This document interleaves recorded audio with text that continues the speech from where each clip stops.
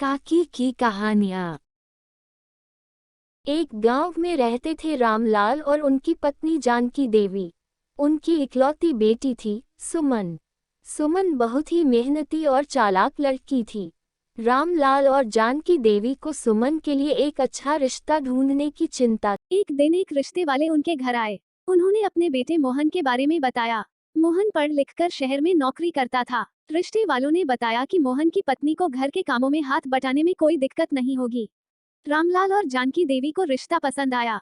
घर में मेरी आलसी बहू यानी मोहन की पत्नी आ टू गए है, पर काम में बिल्कुल भी साथ नहीं देती है। मेरा आलसी दिखने में तो खूबसूरत है, परंतु स्वभाव से वो बेहद आलसी है। सुबह देर से उठती है और घर के किसी भी काम में हाथ नहीं बटाती है। सारे काम मुझे ही करने पड़ते हैं। सुमन को एक तरकीब सूझी। अगले दिन सुबह सुबह वह जोर जोर से रोने लगी। माँ, मुझे बहुत कमजोरी लग रही है। डॉक्टर ने कहा है कि सिर्फ 36 दिन तक दूध में सोना का बुरादा मिलाकर पीना है, तभी ठीक हो जाऊंगी। जानकी देवी को कुछ समझ नहीं आया, पर उन्होंने वही किया जैसा सुमन ने कहा।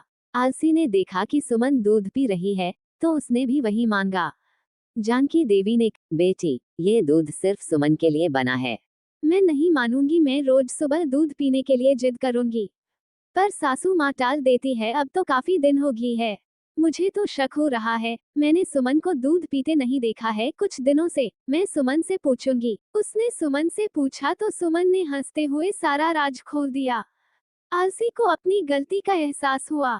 शर्मिंदगी से उसका सिर झुक गया। सुमन और माँ, मुझे माफ कर दो और अगले दिन से ही मैं घर के कामों में आपकी मदद भी करूंगी। धीरे धीरे आलसी मेहनती बन गई और घर में सुख शांति कायम हो गई।